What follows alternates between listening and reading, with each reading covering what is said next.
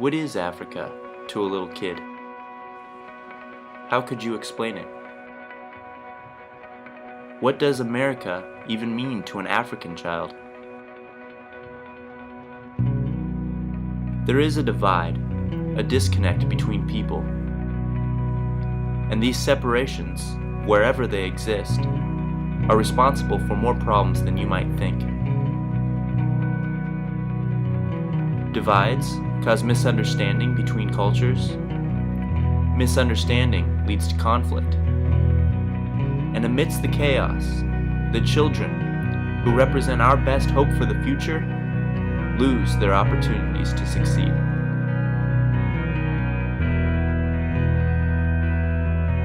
But now, more than ever, we believe it's possible to change the story. And this is our project.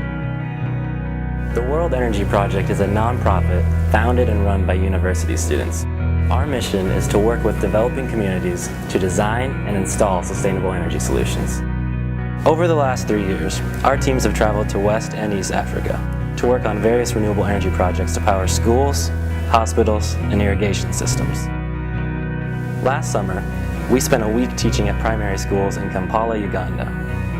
While there, we came to understand the profound impact that reliable electricity and internet access could have on these children's education. It is from these experiences that we launched our new initiative for World Energy Project, Energy for Education. Energy for Education brings reliable electricity to where it's needed most, schools. We create teams of university students to design, fundraise, and ultimately install energy systems to enhance education within the developing world. But that's only half of it. These university students reach out to classrooms here in the US to include them in the process. Interactive presentations will engage students on the problems of energy poverty and the promise of sustainable development. And instead of simply teaching, we'll work to connect schools here with schools there, enabling students to share stories, art, writing, their culture, and even more.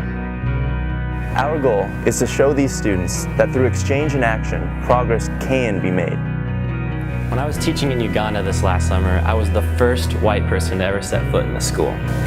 After spending a week teaching class there, I realized what a huge impact I had made simply by just being there. If a radical fundamentalist ever approached any one of the thousands of kids that we taught and preached about the need to defend their way of life against the evil Americans, he would not convince them. He would say, "No, I know what an American is. It's Colin who taught me English. It's Kyle who taught me how to give first aid to my friends. Or Chris who showed me this amazing thing called Google. That's what an American is." And in effect, we've actually discovered a new diplomacy. And these are our diplomats. I really don't think you can underestimate the value of simply interacting with these kids in a positive way. In December 2013, the World Energy Project will travel to Cape Verde, an island nation off the coast of West Africa, to power a primary school. This is the first project in our Energy for Education campaign, and we need your help. Your donation will not only help provide students in Cape Verde access to reliable electricity, but it'll also go a long way in helping us get this initiative off the ground, so that our work can continue far into the future. While this Indiegogo campaign is live, we'll be in Kapkemich, Kenya, installing a solar power system at St. Anne's Girls' School. You can receive updates from us and hear from the students and teachers at the school about how having clean, reliable energy impacts their lives. We spent the last 2 years fundraising for this project, designing and shipping the energy system, and we want you to follow us as we get the system up and running.